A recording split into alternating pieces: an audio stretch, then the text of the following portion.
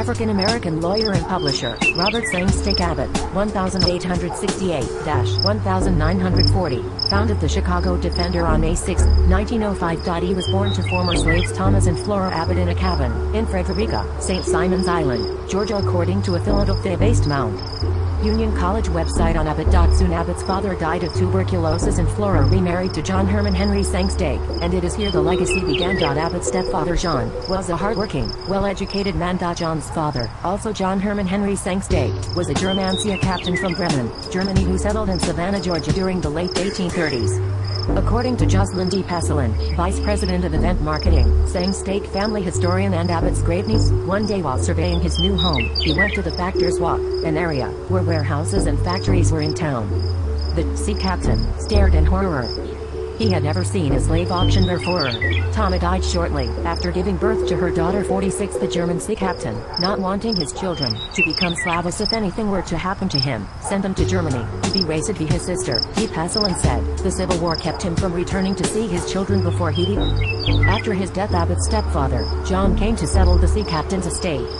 That is where he met Flora, Abbott's mother, who was a recent widow. Her husband Thomas, Abbott's natural father, died of tuberculosis shortly after Abbott was born.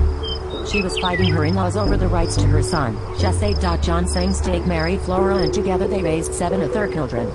Abbott's stepfather, John, became a Congregationalist minister and operated a school for black children, said the website. African American Registry. Frederick Douglass, at the age of 75, delivered a speech at the Columbian Exposition but was heckled by a crowd of rowdy whites. He made his speech anyway about how blacks serve great purpose in the world, and Abbott was there watching and learning. He said that Abbott was in Chicago for the first time, and Ida B. Wells had recently emerged as a major leader and voice within the African American community.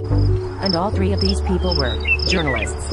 Abbott went on to receive a law degree from Kent College of Law, Chicago in 1898, but because of race prejudice in the United States, he was unable to practice, in spite of attempts to establish law offices in Gary, Indiana, Topeka, Kansas, and Chicago, Illinois.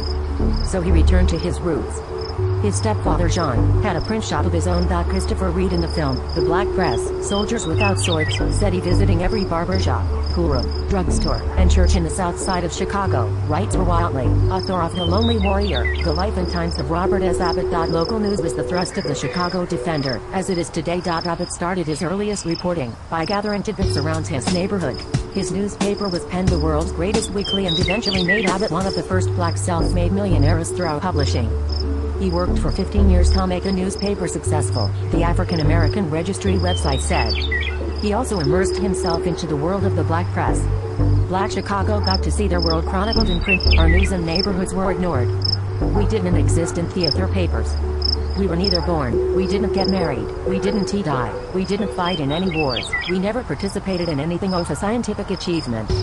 We were truly invisible, unless we committed a crime. But in the black press, the Negro press, we did get married. They showed us, and our babies being born. They showed us graduating. They showed our